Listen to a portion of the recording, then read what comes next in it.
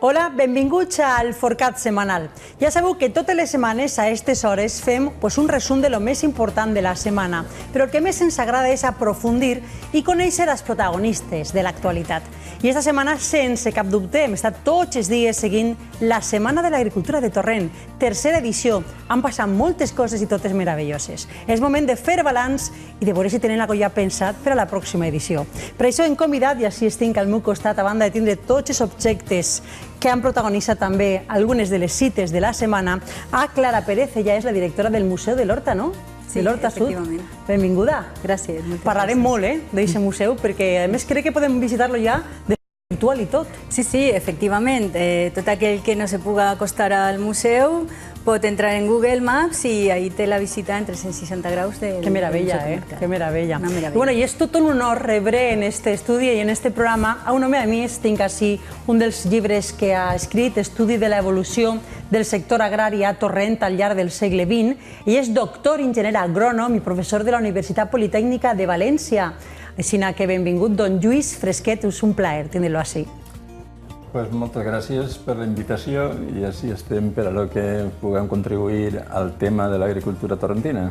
Que és molt, més del que la gent imagina, perquè esta setmana, els seguidors d'aquest programa i d'esta casa ho han vist, Torrent ha parlat d'olives i oliveres. Clar, la gent dirà, però Torrent, que és l'Horta Sud, hi ha citris, advocats, etc. N'hi ha molts cultius. Però hi havia, Lluís, oliveres no fa tant. No fa tant, no. Fins a mitant del segle passat, naturalment, del segle XX, hi havia encara unes 6.000 fanecaes d'oliveres, el qual és una proporció prou elevada, encara que la part més important del terme era la del cultiu de la garrofera. Que la garrofera en Torrent també ha sigut molt important i pense que hi haurà que fer-li també un homenatge, Ja ho crec. perquè arribarem a tindre 40.000 fanecaes de garroferes en el poble. O sigui, el poble de Torrent era un poble més de secà que d'horta. Està en l'Horta Sud, però estem en el límit. Li passa com a Picassent, que té una xicoteta part de l'horta, però que la gran part del terme és de secà. Sí, així és. Y entonces la garrofera y después la olivera y la vinya eren aquests cultius més característics fins a meitat del segle XX, en el que ja apareixen el taronxer en gran potència. Vamos, que com és un terme molt ample i té una llarguíssima història agrària, ha tingut de tot, i era moment de fer aquest homenatge, Clara, a aquest cultiu que estava comentant Lluís. Olives i oliveres, sector oleícola, vamos, en poques paraules. Sí. Però esta tercera setmana, ara comentarem, repassarem, farem balanç, han passat moltes coses, animació, cites culturals, exposicions, de tot, no? Però a mi m'ha donat la sensació de que volíeu ampliar el concepte, donar un vot, i ja no només agrari, sinó també cultural. Heu jugat el concepte d'agricultura, veritat? Efectivament, perquè l'agricultura és cultura. I en aquest cas, efectivament, parlem de cultura tradicional, però sí que és veritat que enguany no només ens hem quedat en la cultura tradicional, sinó que també hem pegat el vot a la cultura contemporània amb l'exposició Horta Atac, que es pot veure encara al llarg de tota l'avinguda de Torrent, en la torre, al costat de la torre, i també prop de l'Ajuntament, a l'altura del Ficus, tenim tot un recorregut d'hortalisses customitzades per artistes. Crec que són 6, no? Sí. La col·lecció són 6 diferents artistes i, a més, això inclús se converteix en trending topic. Tot el món vol fer-se fotos de aquestes fruites i hortalisses. Ha sigut igual, no? Sí, s'ha convidat també a la gent a pujar els selfies a les xarxes socials i donar-li més difusió, efectivament. Bueno, sí que ha estat un èxit. Sí. Una de les novetats. Crec que en això, i si és així me matiseu i si no m'ho aclariu, estava implicat Mercavalència. O sigui que també us ha ajudat també? Sí, bueno, és una exposició produïda per Mercavalència i que ha estat en altres puestos i arriba a Torrent, un èxit, esteu contents. Sí, ha estat molt bé. I a l'hora de fer balanç, ja a nivell agricultura i cultura queda claríssim, però a nivell de debats i de curiositats, jo tinc que felicitar-vos perquè, a banda de la implicació de la part cultural, d'aquestes figures gegants, etc., heu parlat de coses tan importants com la xilella. És inevitable. Lluís, que parle de la xilella, perquè jo crec que és l'enemiga número 1 del sector en aquests moments. És el principal problema que tenim avui en dia en la comunitat valenciana en quant a plaga de molt difícil extinció. Aleshores, inclús el comportament dels llauradors en l'administració o de l'administració en els llauradors està un poc enfrontada ahí, perquè, clar, les mesures són tan radicals que a la gent li sap molt de mal. És normal. És normal. És normal, però hi ha que erradicar-la de forma ràpida perquè com doctor enginyer agrònom sap perfectament que això no té cura. Si s'estén la embliada. El problema és, la lluita és la erradicació de l'enfermetat, per supost. I per erradicar-la hi ha que erradicar els cultius, hi ha que erradicar zones de seguretat. I tot això, al llaurador que no entén massa del tema de la lluita contra aquestes plagues, li sap molt de mal i se revela un poc. La gent va acudir a la jornada, va ser un èxit d'assistència. Està la gent preocupada a Torrent al voltant d'aquesta plaga? Sí, però en fi, la veuen llunyana. En Torrent, el tema de l'armela i tal, així no mos afecta massa. De totes formes, és una plaga que afecta, com bé sap vostè millor que jo, a tots els nyinyosos. I ahí sí que en tenim prop. Com s'estenguera a altres cultius sí que tindríem un problema. Sí, per supost. Per supost. Bueno, de fet, Clara, heu fet hasta un joc. Sí, bueno, jo havia tret la fitxa de la xilella perquè sí, una de les característiques de l'exposició d'oli i d'oliveres és precisament que hem intentat fer alguns jocs interactius. Un d'ells és el de les malalties i plagues de l'olivera, en el que hi ha una taula on tenim els predadors, els efectes que causen sobre els arbres i han de relacionar les fotografies amb... Com per exemple això que és, Lluís, això és la pròpia xilella. O sigui, aquesta és la imatge gràfica de com és aquesta plaga i això també perquè en teniu més jocs, més ferramentes, la mosca, la ceratitis, capitata. I la negreta. I la negreta. O sigui, són les plagues del sector oleícola. Algunes d'elles. Les més destacades. Tenim unes quantes més, però no volíem portar-les totes. No cal. S'han quedat allí. No mentem a la mitja, que se sol dir. Bueno, i els nanos, m'interessa molt com han reaccionat els xiquets de Torrent a aquest tipus d'iniciatives tan interactives i tan formatives, perquè el sector depèn d'ells, Sí, efectivament, i també volíem recuperar aquestes arrels agrícoles i recuperar també tot el que és el coneixement de la llengua, tot l'èxit vinculat a aquesta activitat i també les frases fetes, l'oralitat i hem fet diferents jocs per a que ells també recuperen aquesta relació amb la llengua a partir de passaparaula, a partir de frases trencades que han de muntar. També l'exposició també és molt sensorial. Tenim també els ingredients per adobar les olives, tenim sabó, tenim olives de diferents tipus, hem recuperat receptes també. Molt interessant. Se poden emportar les receptes, les persones que vulguin. I de fet, ahir farem un taller d'elaboració casolana d'olives que va ser un èxit. Quin és el secret per fer-ne aquesta recepta i aquestes casolanes?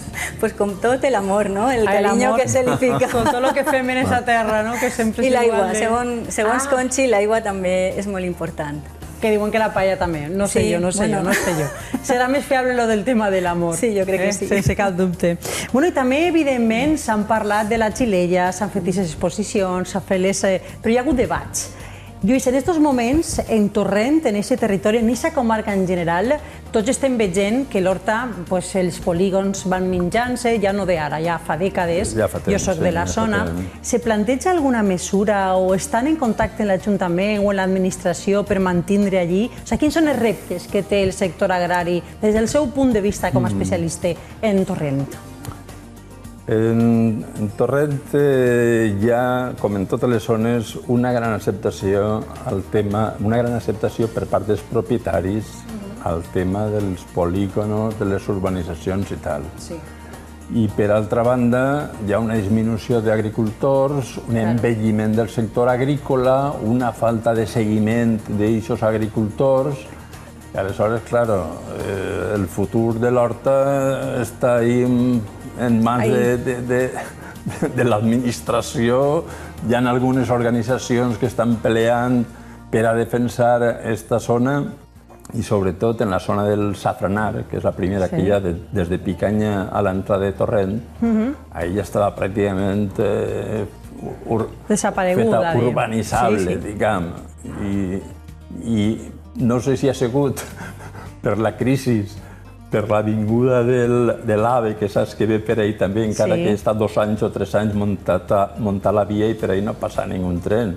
En la lluita que tingueren en Torrent perquè fora soterrat i al final s'ha quedat alt. Bueno, però és una bona oportunitat també per a replantejar les coses, no? I aquesta Setmana de l'Agricultura és conscienciació també. Sí, per supost. Fa falta... Digues. Digues, Clara. Acabem la Setmana de l'Agricultura amb una extensió, perquè el dia 30 celebrarà una sessió de posada en comú de l'Observatori de l'Horta, que saps que estan treballant l'organització per l'Horta i que ja en les edicions anteriors hem fet eixides d'observació precisament de la partida de Safranar i el dia 30 tindrem una sessió al museu en la que s'explicarà, se farà un estat de la qüestió i tornarem a eixir per a continuar la tasca de... Torrent sempre ha sigut un poble molt actiu en el tema agrari. Jo he acudit allí en aquests anys d'història del programa a conferències, a debats, a congressos que han marcat la línia al sector citrícola i en altres molts, no? La Caixa Rural. La Caixa Rural ha tingut ahir molta activitat, unes jornades que duen 20 i tants anys de celebració, una setmana de conferències i tal, que han estat molt bé sempre, sí. En els principals experts en totes les matèries. L'any passat, de fet, esta setmana es va dedicar a la dona i a l'àvia, no? Crec que són els primers temes que se plantejaren. I ara a olives i oliveres. Jo crec que està molt clar que anem un poc per davant en la qüestió que interessa al sector. Els garrofers són ahí, Lluís ha llançat la idea. Sí, crec que per ahí ha sonat alguna cosa. Un cultiu que, a més, és molt desconegut, Lluís. La gent no se pot ni imaginar el que hi ha darrere dels garrofins. Les garroferes i les garrofins, sí. És que, bueno, tot el secà valencià, o sigui, el Cabanilles que puja al convent de Torrent, saps que és la part més alta del poble, i entonces el poble té tot baixet, i se ven hasta los bosques de algarrobos del llano de Cuarte. O sigui, que hi havia una quantitat enorme, i de fet, moltes propietats del Pla de Quart, que són ja terme de Xiva, eren o de propietat o arrendades per als llauradors torrentins, que se quedava menut el seu terme i s'expandien al millor terme que tenien al voltant, que era el Pla de Quart. Quina història, la història del nostre poble. Tenim que mantenir aquests arrels. I a mi, per lo que estem comentant, i a més, ahí estan les proves i els fets, esta jornada, esta tercera setmana de l'agricultura pretén això, mantenir els arrels. Però, a més, visitar el museu és una bona forma de consagrar-lo. Qualsevol època de l'any, el museu estem així. On està físicament el museu? El museu està en una casa de la família de l'estudiant de Boqueta, que li deien, que està en el carrer Mare de Déu de l'Olivar, en Torrent, molt a prop de l'estació vella de Torrent. Hasta el carrer tenia Olivar, Lluís. L'antic carrer del Pi. Del Pi, o sigui que ja ha canviat en diverses ocasions. O sigui que ahí és on està ubicada. I com és el museu? Perquè ahí s'han fet dins de la Setmana de l'Agricultura de Torrent hasta la inauguració, no? Va ser per allí, o sigui que ha sigut l'escenari principal de tots els actes. Sí, pràcticament la major part de les activitats durant les 3 setmanes les 3 edicions de la Setmana de l'Agricultura s'han fet allí prou activitats, efectivament és el lloc ideal. I ahí se pot visitar una casa de llauradors de principis del segle XX, en la que trobarem eines, trobarem mobles, trobarem objectes que han donat famílies de tota la comarca, perquè és per això que es diu Museu Comarcal de l'Horta Sud, perquè naix en aquesta vocació comarcal. I a banda de lo que és l'exposició permanent, tenim una sala d'exposicions que contínuament va variant la temàtica i que... Quina és la peça més curiosa que teniu? No sé si vinculada a alguna família de Torrent o vinculada a alguna història de Torrent, perquè n'hi ha darrere d'aquests museus tantes coses. curiosament, una de les peces més interessants que tenim és una pianola. Anda! I lo interessant és que està en funcionament, perquè sabeu que les pianoles se van fabricar des de finals del segle XIX fins als anys 30. Jo no tenia aquesta informació. I la major part de les vegades no funcionen. I funciona, no només funciona, sinó que damunt en fent recitals de cant i piano. Què te pareix? I sona prou bé. Molt bé, però jo crec que la més agrícola és l'Almàssera. Ixa és la meva peça. La més agrícola és l'Almàssera de l'estudiant de Boqueta. Bueno, en la pianola també sonen tot tipus de Igual podeu fer cançons. alguna combinació. Segur que Tenim una col·lecció dels anys 30. És una casa típica, com diu, de llauraor, benestant de l'època, que està ben conservada i tot. ben conservada, té entrada per el carrer principal i té després una entrada també al corral, el que era el corral, quadra i demés, en un carrer secundari.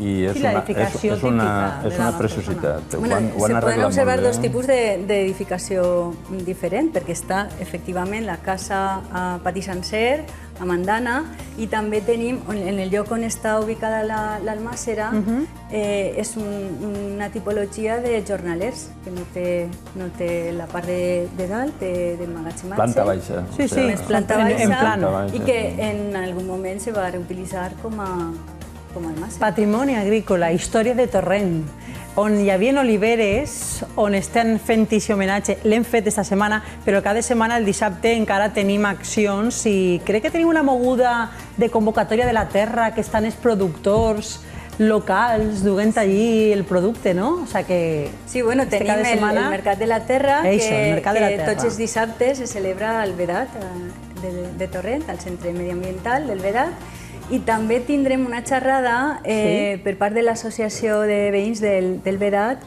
sobre horts urbans. Una xerrada informativa per a tot aquell que estiga interessant. Teniu molts horts urbans en Torrent? Bueno, és algo que s'està desenvolupant. Pot ser una solució, Lluís? No.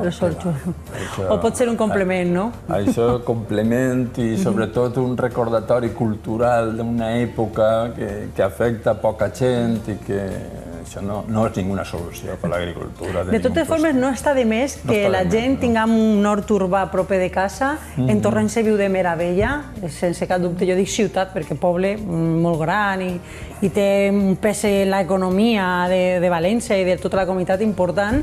És bo perquè així la gent coneix quin producte n'hi ha en quina temporada. I també és important començar a conscienciar a la gent, que jo crec que també n'hi ha darrere aquesta filosofia en la Setmana de l'Agricultura de Torrent, no? Producte de quilòmetre zero, de proximitat. Això està ara extenent-se molt. És sa, és sostenible i ens permet mantenir l'economia local i el paisatge. Sí, de fet, en Torrent tenim veïns i veïnes que trauen al carrer els seus productes, a la porta, de fet. Les caixes... Però dins de la població? Sí, efectivament, al costat del museu tenim a Carmen, que tots els dies trau les seues fruites, verdures... És curiós com Torrent combina la modernitat i la tradició sense ningú problema. És part del seu encant, possiblement, no? Com a ciutat-poble. Sí, encara es nota un poquet del tema. Encara es nota, a pesar de que en l'avinguda apareix una gran ciutat i tal, hi ha carrerets com el del Pi, la plaça, el mercat i tot allò, on hi ha encara l'aroma de l'antic poble que va ser el nostre en l'època en què jo vaig néixer, clar, que ja se remunta... No fa tant. Al segle XX. I l'agricultura ecològica en Torrent, els productors s'està consolidant perquè això és una tendència que va a l'alça també. Costa més, no? Sí, és que són filosofies. És complicat. És que no és un canvi de cultiu, un canvi de producció, és una filosofia de l'agricultor i del comprador i del possible client. És una moguda diferent. Sí, és complicat. Ara, jo tota la vida saps el que ha dit Lluís, tu com a doctor i a més com a autor d'aquest llibre i de molts altres, estàs més informat que jo, que els llauradors valencians, especialment de l'horta, sempre han sigut ecològics. Sempre han emprat productes naturals per a... Sí, sobretot a la força. Sí, bueno, clar, la necessitat apreta. No, des del moment en què no havien tampoc massa productes químics per a tratar les plagues i demés, doncs ho tenien que fer. Jo recordo parlar amb un xicón que era fill d'un viverista de Torrent. Els viveristes són els que fan les plantetes. Sí, els plantons. Els plantonets i tal.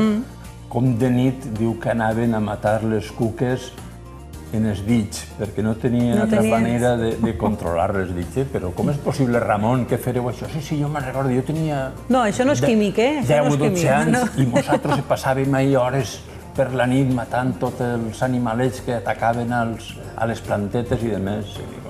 Això sí que era una lluita cuerpo a cuerpo, Això sí que era cuerpo a cuerpo. I com vegeu ara el futur de l'agricultura en la comarca? Tant des del punt de vista del museu, perquè tu tindràs clara contacte amb molta gent de la comarca, i en aquest cas també com a doctor enginyer. Com vegeu el futur? En París, que en la comarca nord tenen agricultors que són rendables, en la sud és molt important que pobles com Torrent tiren d'aquestes iniciatives com la Setmana de l'Agricultura. En el cas de Torrent encara... Jo crec que està molt per darrere.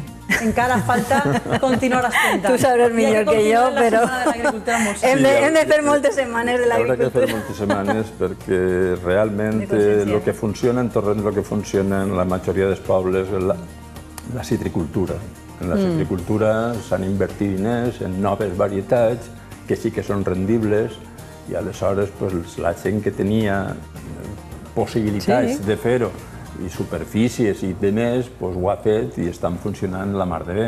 Home, s'estan introduint kiwi, advocater, aquest tipus de productes en la zona de Torrent sí que s'estan consolidant.